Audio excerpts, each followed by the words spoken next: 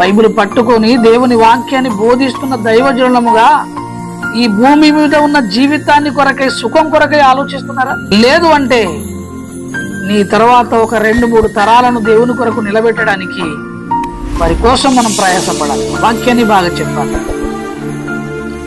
సంఘమును దేవునిలో స్థిరపరచాలి. ముందుగా ఆ ప్రజల కొరకు ప్రార్థన చేసే వ్యక్తిగా ఒక నాయకుడు, ఒక దైవజనుడు ఎప్పుడు ఉండాలి.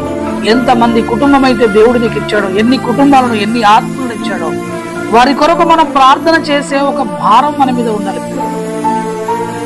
ఇర్మియా యూదా దేశంలో ఉన్న ప్రజల యొక్క దుస్థితిని చూసినప్పుడు జరగబోయే ప్రమాదాన్ని వాళ్ళు గుర్తించాలి, అర్థం చేసుకోవాలని ఎన్ని చెప్పినా వినకపోతే దేవుని పాదల దగ్గర కన్నీళ్లు కడుగుతున్నాడు.